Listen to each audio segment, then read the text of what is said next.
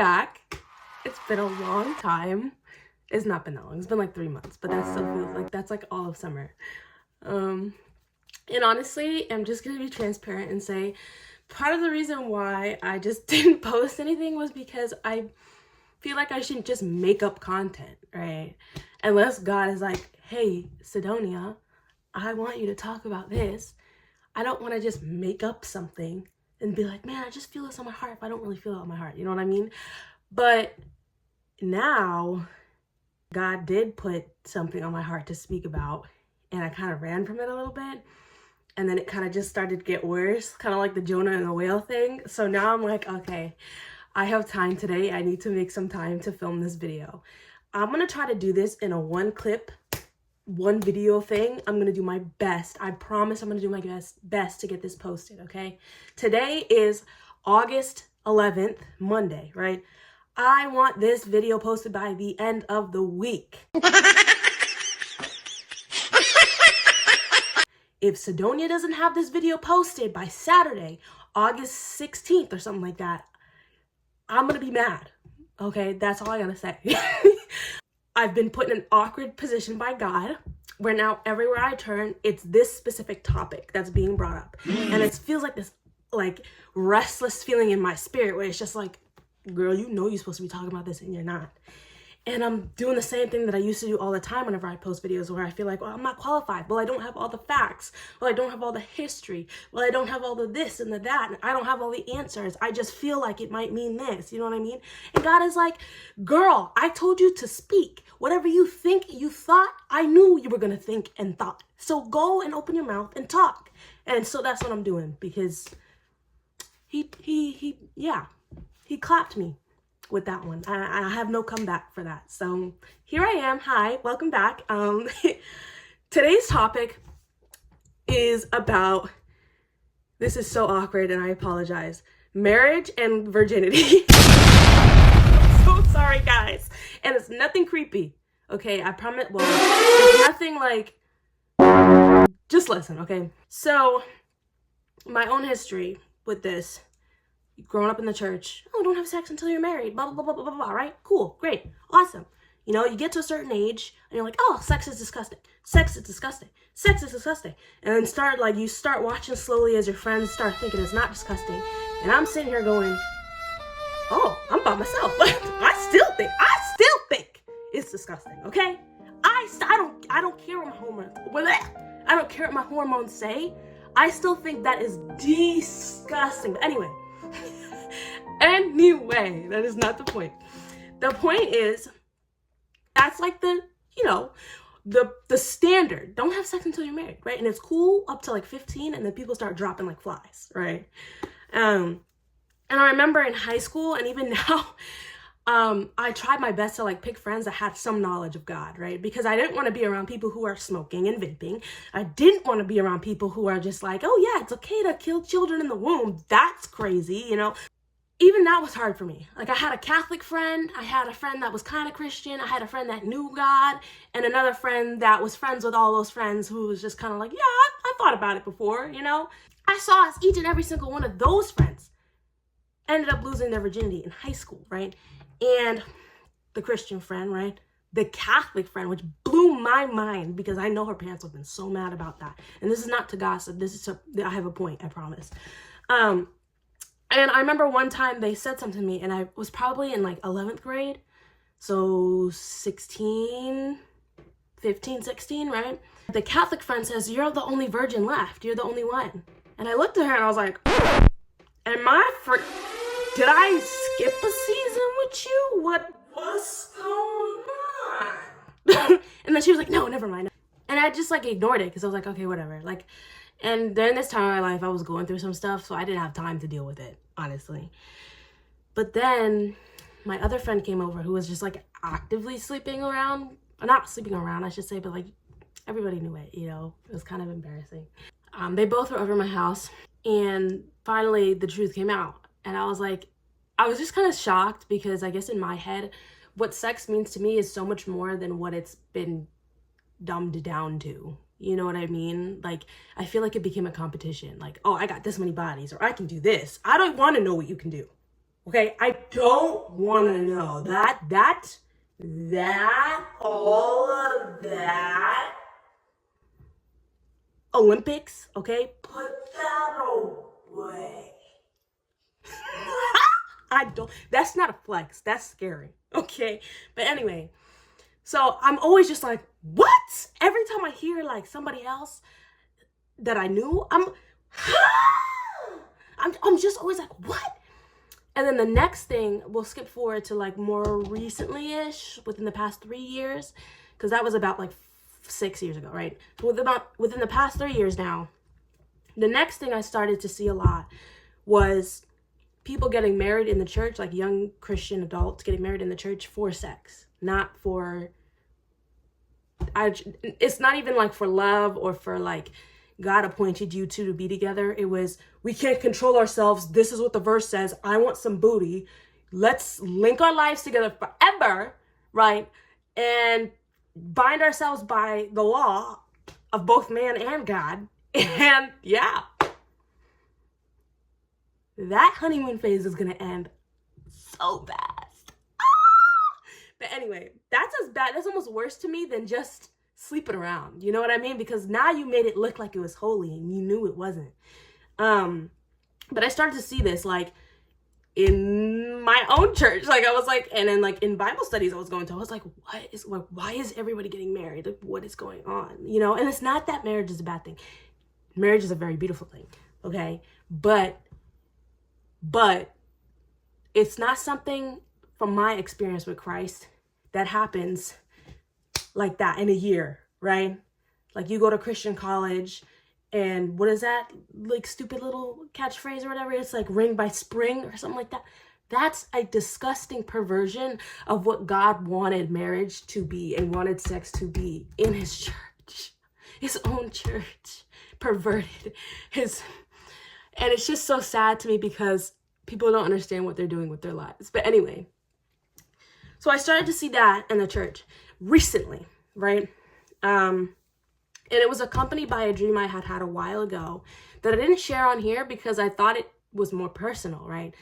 In this dream, I saw my own personal friends from childhood and a few from adulthood, right? All I can remember is 3 of them right now. 3 of them that I remember. 2 childhood best friends, okay? And 1 adult, like, bestie, right? Like, at different points in history, I claimed all 3 of these people to be my best friend, right? At the time that I was around them. And in this dream that I had, I was like on a stage with them. It was like my mom used to do like plays for the church. So we would always have like dress rehearsals. And it felt like we were on the stage sitting down talking during a dress rehearsal. Because we were all doctored up, okay? We looked so cute and silly. We weren't dressed in like bridal gowns and stuff like that. But we had fancy dresses on, puffy boas, like we were kids, right? We looked like how I remember them last, right? We cute little plastic heels and obnoxious colored dresses and boas and glasses and purses and jewelry, right? We were so cute. We were just talking on the stage. And then my mom opens the dressing room and she calls them one by one, right? So she'll call the first one's name. And I'm seeing my friend walk into this dressing room and the door closes, right? And I'm like, oh, okay. And then she calls the next friend and the next friend gets up with her clanky heels, clap, clap, clap, clap, clap, right? And she goes into the dressing room and the door closes. And the last time that I can remember in the dream, I only remember 3 people and myself. So like a total of 4 of us were sitting on the stage. The last friend gets called. And, you know, she says, hey, bye, like goodbye, basically. And I watch all of them go into the dressing room. My mom closes the door. And I'm still sitting on the stage by myself, right? And I'm like, so when am I gonna get to go to the dressing room? Like, when is this? I'm all doctored up, you know, I got my nails done, my makeup's all everywhere, right? Just think of like your 3-year-old got into your makeup room in your closet, okay? That's how we looked. We looked like children, like little kids dressing up at like a party or something, you know? And I remember sitting on stage and I'm swinging my feet and I'm like, Mom, wait, like, what are you doing? And I'm pretty sure I got up and I went to the dressing room and I'm like, Mom, why am I not, what are you doing? Why am I not getting called? She's like, go sit back down. Go sit back down. I'm not ready for you yet. Go sit back down. I'm like, what the heck? Okay? So I go sit back down, the dream ends. I don't remember the rest of the dream. And then I have a series of a few other dreams. And the next dream that I can remember, and I don't remember them in order, I remember they all happened around the same time though. And they all have a point that I'm going to make at the end, right? So the next dream that I can remember, I was watching one of my friends who was also on that stage with me getting married. Literally, this was my dream. I was watching her getting married. And I was sitting there like as part of the audience, right? And she's at the altar already. I can't really see her groom. I'm not paying attention to him. I'm paying attention to her, right? And I remember I noted like what she was wearing was so odd, right? She was wearing like a dress shirt, like a button up, like a business shirt and like slacks, right? Like it was just weird to me. But I still thought she was so beautiful. She looked so happy. But it was weird because she was sitting down. She wasn't standing at the altar like you typically do. She was sitting and kneeling down, like not kneeling down. How do I explain it? She was doing this, right? Let me give you an example, okay? Say this is like the seat I'm on, right? I'm gonna try to maneuver my legs to do this. She was sitting like this, okay? While the vows were being said or whatever, and the pastor was talking. And she had a flower crown on her head. And I remembered at the time that I dreamt this so vividly, I actually drew it. I'm going to put the drawing somewhere on the screen, but I actually drew it. And I'll put the date that I drew it too. This was a while ago. And I literally dreamt about her getting married. But I remember the few things were off, and I drew the few things that were off, right? And as time started to progress, I got a verse from God. I was just reading the Bible in Jeremiah, and I'll put the verse on the screen too because I'm going to paraphrase it. But it was a warning that God gave Jeremiah. And I thought it was such a weird warning because just previously, God had told me to read Song of Solomon. Like he was trying to prep me for something, right? And I was mad about reading Song of Solomon, right? But we'll get back to that. So this warning in Jeremiah is basically God tells Jeremiah, do not marry in this place, right? And at first I thought God was saying, Sidonia, don't marry. You're not going to get married. Nope, you're not marrying. Okay. And I was like, God, what the heck? And I'm looking up online, Jeremiah, they get married. I'm like, what? Right? No, that wasn't the case. The key point that God wanted me to take away from that warning was the last three words, in this place. And he tells Jeremiah why. He doesn't say, Jeremiah, don't get married. He tells Jeremiah, do not take a wife in this place. And he says, for the people who do, right, are going to die. Literally, that is what he says. It is in Jeremiah. I will paste the picture in my Bible, okay? And he lists off like a warning, and it's like the coming of Christ. That's what it's reminding me of when I'm reading this. It says, this place is going to be under attack. It was reminding me of Sodom and Gomorrah, and it was reminding me of Lot and his wife, and it was reminding me of Mystery Babylon and having to flee, right? And Babylon and having to flee, right? It was reminding me of the tribe of Judah being attacked. It was reminding me of other tribes being attacked. It was reminding me of just like, do not start a party when God is coming. When destruction is coming, or when judgment is coming, right? Do not have a party, a banquet, right? And it even talks about God will silence the voice of the bridegroom and the bride. And not just in Jeremiah, but I'm pretty sure I've read that in several different places that talk about end times, right? That they were and then he even talks about, as in the days of Noah, when they were partying, banqueting, marrying, and then the rains came, right?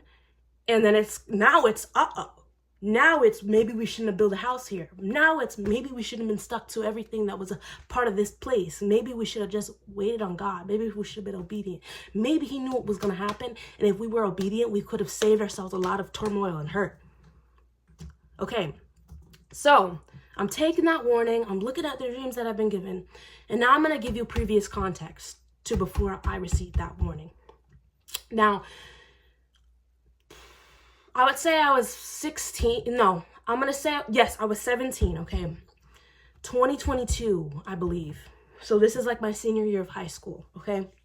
My senior year of high school, before the new year, right? I was really having a hard time because, as you heard and saw, like my friends were having sex or like in like relationships, whatever it was. I didn't crave what they had, but I craved something. You know what I mean? I was like, I have so much love to give, you know, and I don't even just want freakiness. I just want like a partner. You know what I mean? Like, I want somebody to call up. Like, if something crazy happens or some tea happens, I'm gonna be like, bro, you won't believe what happened at work, bro. Like, you know what I mean? I need to be able to call somebody at 3 a.m. and be like, man, I want some ice cream. Be like, let's go get some ice cream. You know what I mean? Like, and I feel like best girlfriends can only take you so far. You need your girlfriends. You need your girlfriends. But there's nothing like having your partner with you. Because they're going to be with you when you're young, and when you're old and saggy. They're going to be, that's your life partner, right? Your girlfriends are going to have their own life partners. Y'all separate eventually. You can't have kids with your girlfriends, right? But you can have that kind of relationship with your man, okay? So I'm like, this isn't like fair. Like, I don't want what they have, but I'm mad that they have their hands on something that I can't have access to, right? I have enough respect for God that I'm like, I ain't touching a man. I don't even really want that. I'm mad because I don't even know what it's like to have that. And it hurts me because at the time, there was this like trend going around where the churches were like preaching this word, talking about God never promised you a husband. God never promised you a wife. That's the second time that my video has stopped complaining about storage, and I don't know what else I can possibly delete, okay? I just bought more storage. But anyway, and that word stressed me out so bad because I had such a deep desire in my heart to change, to one, not be like my parents, to be given that opportunity for like redemption in myself, to know that it was possible for somebody born in such trauma and grief and stress and strife to have a family that I'm excited to wake up for every day, to have a husband that I genuinely love and genuinely loves me, and I'm not bickering and screaming, and he's not bickering and screaming, and our kids aren't crying in the corner. You know what I mean? Like, that was such a deep desire in my heart. I had so much love, and I still do have so much love that I want to give, and I used to pour it in people that could not handle it or could not, it just did not compute, or kind of like throwing your pearls to swine. They just couldn't get it. You know what I mean? And I would end up getting hurt in the process. But anyway, this trend in the church started to stress me out. And I had this conversation with my mom one time. I'm screaming, I'm crying in my room. I'm stressed out. I'm like, how am I supposed to know that I'm going to get married? Why? Like, what if I'm just waiting forever? Should I go out and do it myself? Am I going to go to church and just start talking to men? Like, how does this work? What do I do? And my mistake was talking to my mom because she made mistakes, right? So she don't have an answer. Because she didn't wait on God, she didn't get the man that God had promised for her. She didn't get that outcome in her life because she chose disobedience, right? Way before I was even a thought. Way before my dad was even a thought. She chose disobedience, right? So, I mean, she's just like, well, just trust God. I'm like, I don't understand what's happening, right? And this is during the same time that God is having me read Song of Solomon. And I'm like, I said, you know what, God, I'm going to give you a fair chance. Reading this book absolutely hurts my heart so bad because I feel like I will never, ever, ever experience this stuff. And it hurts me because why? You know what I mean? Like, why would you put such a deep desire in my heart to be seen and to be loved and to be heard, and then have your people, your church, tell me, well, God never promised that to you, and that it's an idol. And I'm sitting here going, but I've been obedient. I haven't even dated at this time. I was single my whole life at this time, right? I hadn't even dated yet. I wasn't seeking male attention. I wasn't talking to boys. I wasn't playing with people's feelings. So I'm just in there thinking in my head, how am I making this an idol? I haven't even acted out of disobedience. I'm actively trusting in God and waiting in God. And yet it's an idol. And there was just so much frustration in my heart. And I'm just talking to God, and God's like, read Song of Solomon. And so I intensively read Song of Solomon, okay? Verse to verse, word for word. If I didn't understand what I was looking it up, I was looking up commentary. I was talking to God about it. I probably have journals from that year talking about me reading Song of Solomon. Like, I ripped that book apart and soaked up as much information I could from it as I possibly could, right? And finally, I got to this verse, and it was Song of Solomon 6:12. And I have it memorized because that's how much this verse spoke to me. And it felt like a promise from God to me. And it was really weird because it was followed by a dream. And this verse says, before I was even aware, my soul had made me as the chariots of my noble people. And immediately I'm like, that sounds exactly like what I would want. You know what I mean? Like, why would God put something in my code, right, in my heart, design to seek something that doesn't exist, or that's not part of his plan for me?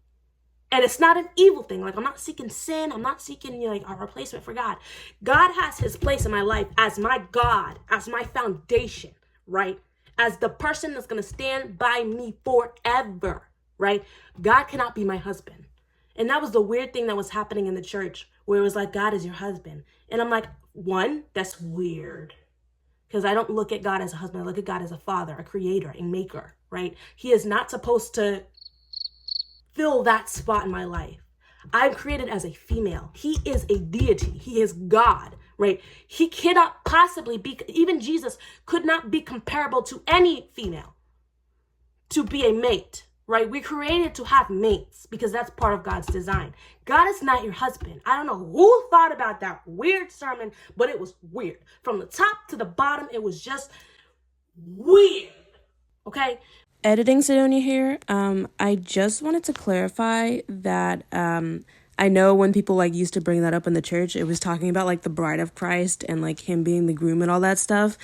But I genuinely felt like people took it way too far. Like, I would see young Christian girls going around saying, yeah, God is my husband. So I just anyway, I just wanted to clarify that. Like, yes, I understand the analogy, and it's still weird. It is still weird. But anyway, there is an innate desire in my heart for that partnership that I saw throughout the Bible. I'm always looking at Ruth and Boaz. I'm always looking at even Adam and Eve. I'm looking at these specific people and I'm like, but these people were specifically brought by God to be together. Even Esther and her king. Did I like the king? Not really. But you can't say that God didn't put them together. You can't. You just can't. It's so perfectly intertwined and woven. And the biggest thing about it, and Esther was kind of brought up while I was reading Song of Solomon too, that verse, maybe I was born for such a time as this. Esther's marriage wasn't about feelings. It was about destiny. It was about her purpose. And that, it opened a door in my mind that made me realize maybe my partnership it's a partnership. Maybe it's not supposed to be, I'm horny, I want to get married and have sex, oh my gosh, take my clothes off now. Maybe it's about God's plan for your life. Maybe the plan that God has for your life cannot possibly be fulfilled without your partner. Maybe you need that partnership to move forward. And I'm not saying that you can't fulfill what God wants you to fulfill on your own, but I'm saying maybe parts of that journey, you need to have a partner to watch your six. You need to have backup that is constantly there. You need to have somebody to sit down and pray with you, somebody that is always with you, right? And so I'm thinking about this, and all this is kind of circling in my head. And I'm thinking about my dreams, and I'm thinking about, what God has revealed to me, and then I get a dream that followed that verse in Song of Solomon before I was even aware my soul had made me. And I'm thinking, like, what does that mean? And I look up commentary, and the commentary is like, oh man, that's one of the hardest verses to understand. I'm like, well, I know what it means to me. That sounds like a promise to me. That sounds like what I want it to sound like, but I need confirmation from God because I don't really completely understand, right?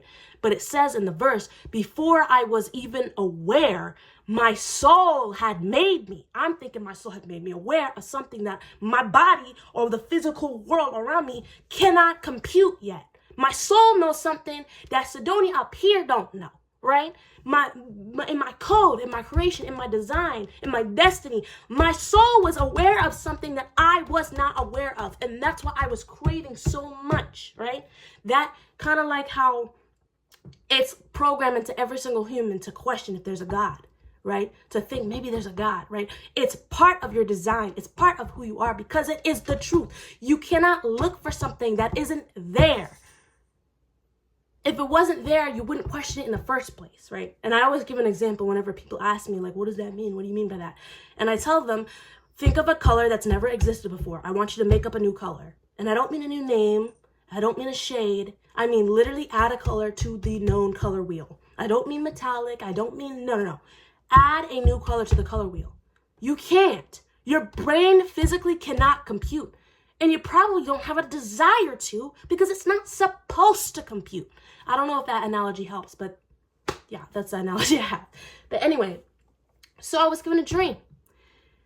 And that dream answered a lot of my questions. And I won't share that dream online because that's for me personally. But it did change my perspective. And I want to share this perspective with maybe people that are in the same boat as me. God has a specific person for you. God has a specific person for you. You're not going to go out and find them yourself. Okay? God has a specific, only one can compute. Only one can compute or was supposed to compute with your destiny. You two are supposed to be intertwined and seek God and your faith and whatever he has in store for you together, right?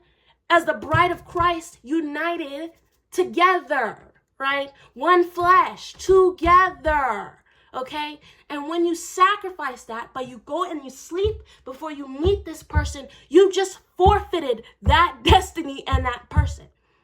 And that's literally what I saw in my dream. And that's what I saw happen to my friend in those dreams. What I saw was immaturity, premature decisions, getting married for the sake of getting married or because that's what is normal. And I don't blame them for it. I want to make that clear. The environment of the American church is hostile, it's dangerous, and it's deceptive because it tells you you're going to meet a nice man at church and that any Christian man is your man. And the problem with that is not equally yoked, as it states in the Bible. That is not comparable to you. You need to find, you don't find. God presents to you a man or a woman who is comparable to you, right? God made Eve for Adam, out of Adam's rib. You cannot tell me that any other woman he could have possibly created from any other substance could be Adam's comparable partner. It could not compute. She was not made from him, for him. And likewise, that is how it operates today. You are not just a missing rib of anybody walking around here. You have a specific destiny. And that destiny is going to bring you to your spouse if you stay on track and stay obedient and stay pure. Stop sleeping around. Stop it. You don't understand what you're doing.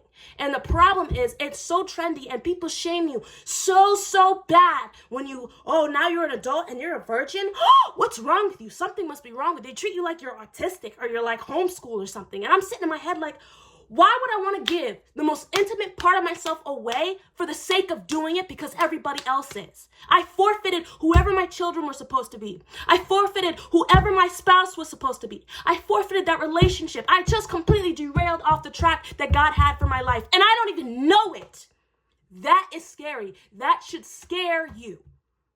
That should scare you. Now, can God kind of try to reel you back in to your destiny? Absolutely. But are you going to get into the promised land from hitting the rock like Moses did instead of being obedient and speaking to the rock? No, you are locked out. You do not get what you were supposed to.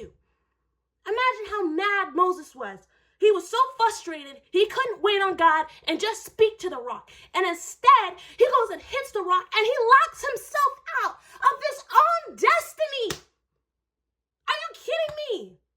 That's exactly what you people in the church, that's exactly what happens when you give yourself away before your time is up, before it's your cue, before the doors are open for you, before love is ready to be awakened. You don't even know what it's supposed to look like because everybody around you is in the same boat. Your mother gave herself away. Your mother's mother gave herself away. Your mother's mother's mother gave herself away. And this is not just about the women, men. Okay, this goes for you too. You don't get a cheat code because you're a man. You have actually higher standards from God. How dare you ask for a virgin and you couldn't even wait yourself? I don't care if you're re-waiting. I don't care if you weren't. Now, it's sad if you weren't, didn't know God before, but you still are not equally yoked to somebody who waited. Do you understand? Your guys' destiny are now you're off track. You were off track. Even if you didn't know it, sin led you off track. You cannot try to rope in a woman who is on track, who waited. Try to have kids, and your son's looking at you like, well, my dad didn't wait, so why do I have to? And your daughters are looking at their mom like, so how come little Johnny over here doesn't have to wait, but I do? And what are you supposed to do? Throw your hands up in the air and be like, well, I don't know. No! Ew! The standard that God has for you men should surpass what he has for his women. He loves his women, but his men are called to protect his women, to lead his women. How do you expect to protect and lead your wife if you can't control your pee? How dare you take your girl to bed before you commit to her, before God? How dare you treat her body that way and think that you're ever gonna get away with it? You will hold an account in front of God as to why you not only derailed her destiny, but you derailed yours too. And now you are spiritually linked to that person forever. And you're stuck with what you did. And it hurts. I don't even want to know that hurt. And this is not to shame anybody. I know I'm getting a little passionate. But I want people to realize this is not a game. This is not, I want to fit in. First of all, nobody should be asking about your sex life, number one. That is like, mind your business. That's like asking if you have like diarrhea or something. Mind your business. Mind your business. Is it your business? Was it your business? Are you in the bed with me? I don't think so. So mind your business, number one. Number two, sleeping around is nothing to brag about. It's embarrassing, and it should embarrass you. Especially if you're in the church. Taking a wife just to sleep with her, you think God doesn't know your heart? Are you kidding me? Taking a man just because you're horny? You think God doesn't know your heart? You think you're not going to give an account for that? And you think then that God is going to bless your marriage? You have the audacity to stand at his altar and dress as though you are doing something that you think you're doing right and you're not, and you know it, and you're going to stand before God and vow, and you think God is going to bless that? That is dangerous. You need to look in your heart and see what's going on. What are you doing? Anyway, I said all that to say this. Be careful. Be careful. I got really sad recently because I learned that, well, within like the same 2 weeks-ish, one of those friends I was on the stage, actually, no, let's say within this summer, I learned that every single girl that was sitting on the stage with me fell in battle, right? What does that mean? It means I have a set goal in mind, right? I want to follow God. I want to follow God. I want to know what God has for me, right? I'm staying in that battlefield. I don't care how many nasty serpents come and say, oh, you did this? Why don't you do this? You didn't sleep with him? Blah, blah, blah, blah, blah. No! And when I turn around and I see my girlfriends are gone.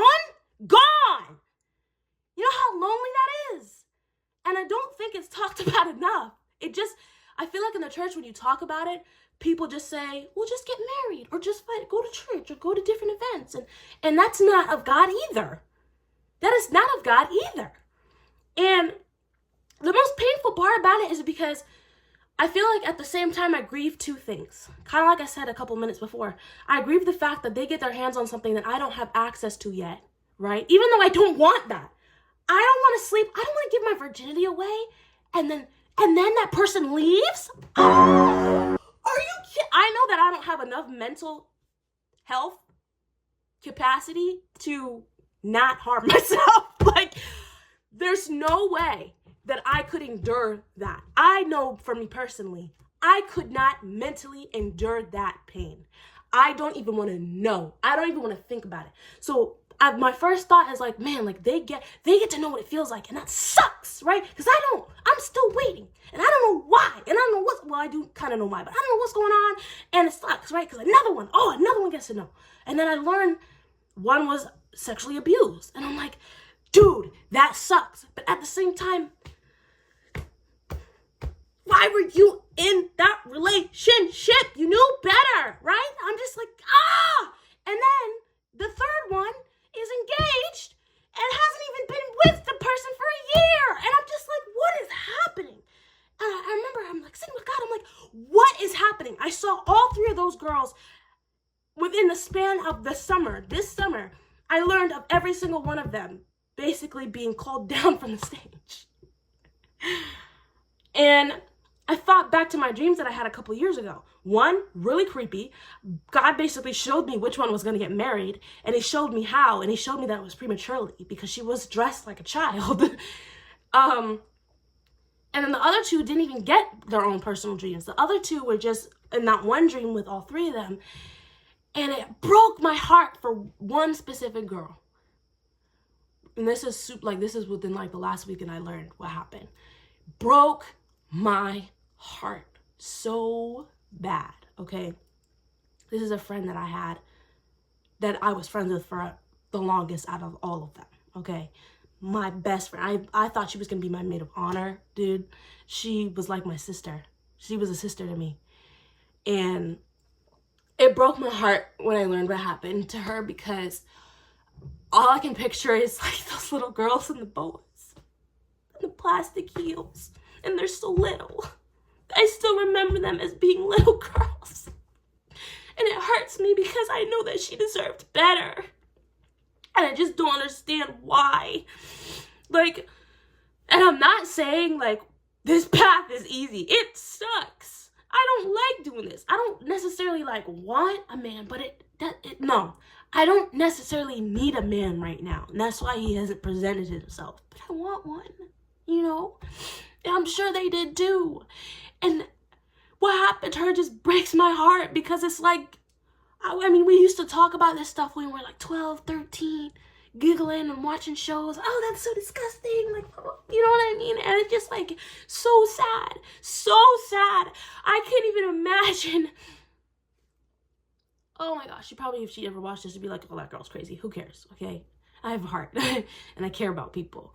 And I just can't help but think about like all the memories I had with her being little, and all the photos we have. And I just like,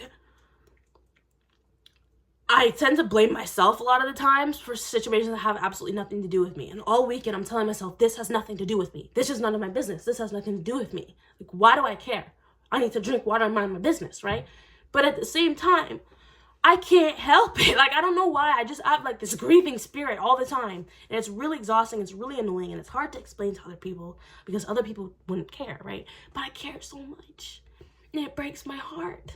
It breaks my heart. We both came from broken families. Actually, all three of them came from broken families. And it was like a pact we made. Like, no, we got to do better. We have to do better for our kids. We have to do better for our lives and our futures. We deserve better. We have to do better. And I just, yeah. So I think that was probably like the last straw that made me feel like I needed to film this video, because but I hadn't even learned about that before. I was just going to talk about the one that was getting engaged and the other one. And the verses and the dreams that I had. But this one was like a blow to the chest, dude. Like, I'm so shocked. I'm at a loss for words. I just want to save her, you know? And I have to imagine that that's what God kind of feels, you know? Like, just grief. Just like, dude, like, I had so much for you. I had so much for you. I had so much for you. I had so much for you, and you gave that away. And I know it was hard, and I know you were restless, but you gave it away. Why? Why couldn't you just wait? Why couldn't you just see? I just out of curiosity what I had. And it's so lonely for me because I feel like now I'm the last one. I'm the last one on the stage, and I'm just kicking my feet, and I don't know. I know, it's so silly. Like, I feel like people would be like, why do you care? Like, it's her business, right? It is her business. I don't want to be in her business, but it breaks my heart. I don't know what else to say. I was crying, dude. I was crying. And why? I don't know, and I couldn't stop, okay? I was crying. It just makes me so sad. It does. And, you know, people have different struggles and battles and things they have to work through. But of all the three friends, I never, ever, ever, ever, ever, ever thought that would happen to her. Out of all the three friends that I had, you know, I mean, I had more than three friends, but of those friends that were in that dream, even though we're not friends anymore, I'm not friends with any of them anymore, but even though we're not friends with, I'm not friends with her anymore, like, I still care so much about her, and I want the best for her, and I can't even imagine how much suffering that has to bring, and shame, and I just wish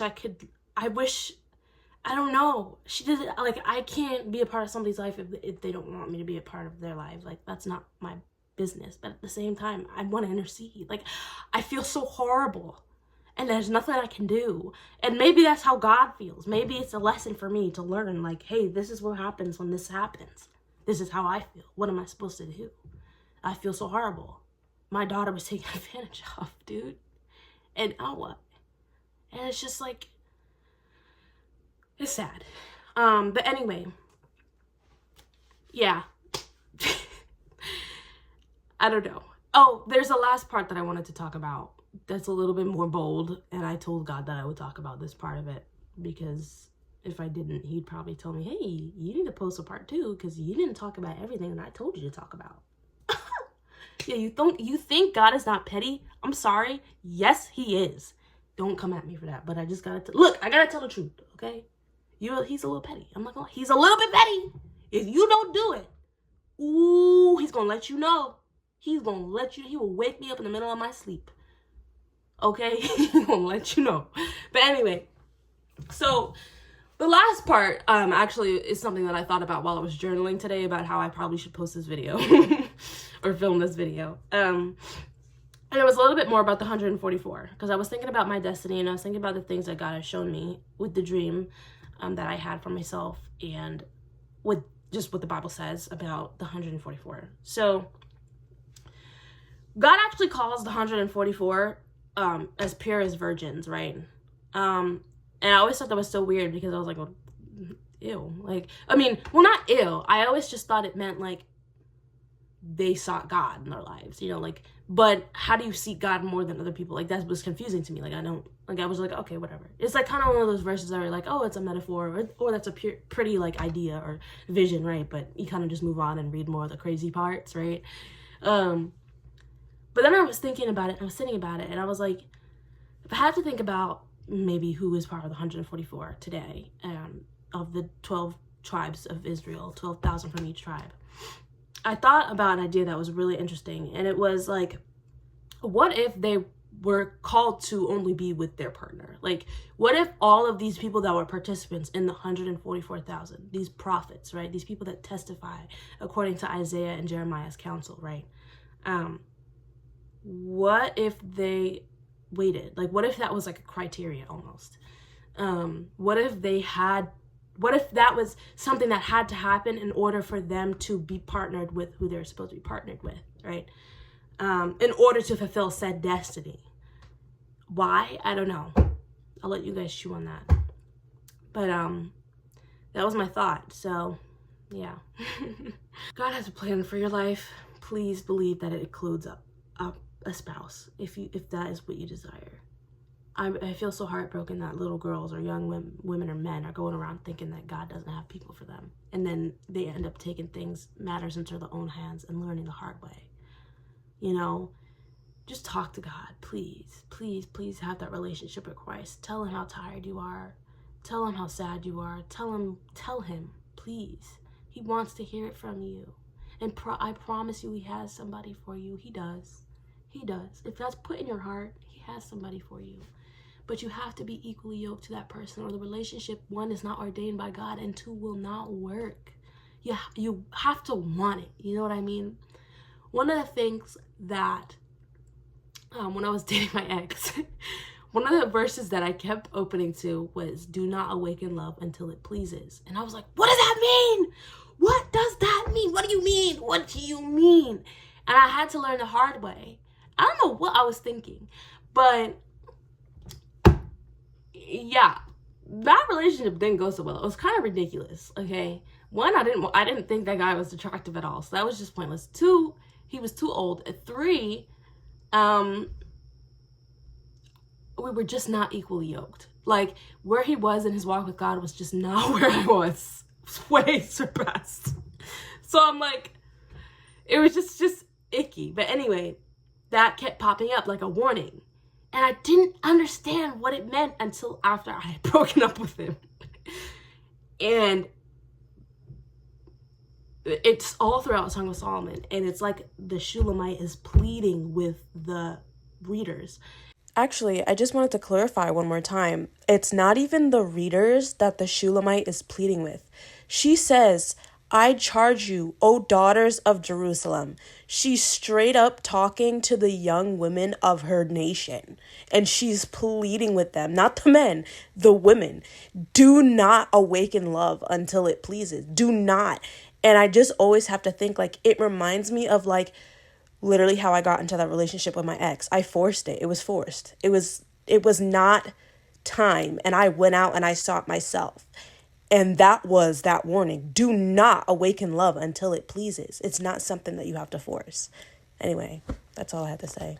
And she's saying, please, do not awaken love until it pleases. Do not awaken love until it pleases. Do not awaken love until it pleases. Do not awaken love until it pleases. It's all throughout Solomon, right?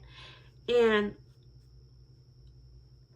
my takeaway from that, or my hard lesson that I had to learn, was don't be messing around with people before it's your cue, before it's time, right? Because you're going to end up forfeiting what you were supposed to have. Don't awaken love until it pleases. When does it please? Not when you please, okay? Not when you're ovulating, you freaks, okay? It's when God says it's time to be with your person. And the biggest thing in my heart is like, man, I just want like a slow burn love. You know what I mean? Like, I'm burning now, but like, I want to fall in love with this man. I don't want to just like rush to get married. You know what I want to know what it feels like to be taken out, have the door open for me. You know what I mean? Like, I want to pick his brain. I want to know what's in here. What has God told him that God ain't tell me? I want to compare notes. Like, this is what I'm thinking in my head. Like, what kind of relationship would just make me be like absolutely head over heels? And it's not some strikingly hot, handsome man. It's somebody that's like, man, I never thought a man could be comparable to me. I still kind of don't. But like, I didn't think that it was possible because I don't have any male examples that I can even like mention right now that genuinely seek God, seek the secrets of God, seek the end times. Like, I want to know what he knows. Like, that's like my biggest thing is like, I want to pick your brain. I want to call you late at night and I just want to start spewing random dreams. And I just want, like, what do you dream about? What are your gifts? Like, what do you like, what have you learned? I want to know. And I want to start like putting puzzles together and be like, dude, if God told you that and he told me this, then that means that. And like go crazy. You know what I mean? Like, that's what I want. That's what I don't want cute Instagram photos. What? Instagram's gonna be gone before we can remember it was here, okay? I want somebody that I'm like, dude, this is my battle partner. I can be like, yo, watch my 6 and my back is covered. You know what I mean? And the biggest thing about this is you have to be equally yoked and you have to have that armor on. If you actually end up finding that man and you wait and you have the last time of your life, right? You know how hard Satan's gonna come after you too. You better be prepared. Don't think it's la la land after you're married for anyone. Satan is gonna come after that marriage, especially if y'all waited. Especially, don't think infidelity is exempt if y'all was both virgins, okay? Joe Schmo over there, yeah. You better watch your husband. You better watch your wife. Y'all better be praying. Y'all better be in your word. We don't want a third person in the bed, okay? We don't want that. Satan is going to come after you guys. You got to prepare. Know that after every single blessing, Satan, ooh, he's mad. And it's going to come like waves again. And that means another blessing is coming. And that means Satan's coming again. And that's just the battle. That's just the spiritual battle. You know, every time God blesses you with something or a blessing is coming, ooh, you're going to feel it because you're going to start feeling like crap. Ooh, you're going to feel it. You think your man is close? You're going to start watching all all your friends get married or get freaky. They're going to start announcing pregnancies. They're going to have cute Instagram photos. And you're going to be like, God, but you told me. And God's going to be like, if you would just be quiet, if you would know that this means your man is coming, calm down. You're right there. And this is the analogy that I wrote in my journal today. I told God, it feels like I'm already dressed. I'm in my wedding gown, dude. And I'm just in the room before you open the chapel doors, right? The groom is standing there with God at the altar. He's there. He's ready. Can I see his face? No. But he's there and he's ready, man. Okay, and I'm behind the closed doors, and I'm fully dressed, right? Everything is done, and I'm sweating, man. I'm nervous. I'm like, oh my gosh, what am I gonna do? Like, how is this supposed to play out, right? And then, the two people that stand like by the doors before they open the double doors, right? They haven't moved yet. I'm like, what's going on? Like, are you gonna open the doors? Like, what's happening? Like, you know what I mean? And I was saying, like, my maid of honor, she's fixing my hair. She's making sure my bouquet's right. She's fluffing out my dress, right? And I'm like, oh my gosh, right?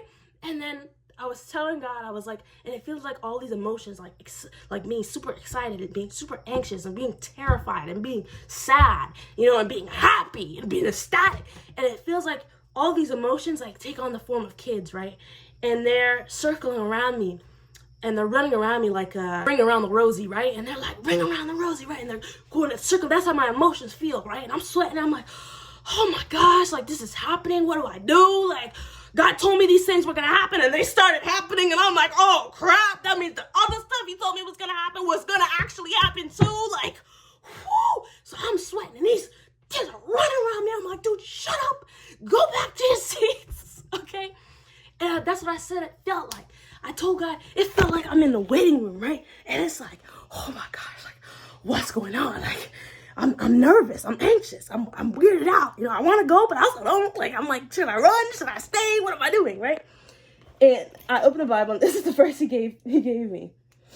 Okay, I'm not going to read all of it. I'm just going to read the part that I highlighted here because it literally was like, it fit my analogy. It's so weird. It was really weird, okay? So the first thing that I read when I opened the Bible was Hebrews 6:15, and that's the verse, then Abraham waited patiently, and he received what God has promised. And now I read all the way through 20, but I think in maybe verse, 19, I'm guessing, because I didn't separate them. I just made a whole big paragraph. But one of those verses between 15 and 20 says, therefore, we who have fled to him for refuge can have great confidence as we hold to this hope that lies before us. This hope is a strong and trustworthy anchor for our souls. It leads us through the curtain into God's inner sanctuary. Jesus has already gone in there for us. He has become our eternal high priest in the order of Melchizedek or whatever, right? And that ends on verse 20. And I'm like, that is so weird. He's talking about it leads us through the curtain into God's inner sanctuary. And I was like, that's literally the analogy I just gave of feeling like I'm behind the doors. I'm behind the curtain. Like, that's just so weird. But anyway, I wanted to share that. That's the end of the video. That's it. That's all I got. Sorry. That's all I got. Say goodbye. Oh, or not. You don't have to say goodbye. That's fine. Anyway, until next time, when I'm bugged to post a video. All right, bye. Mwah!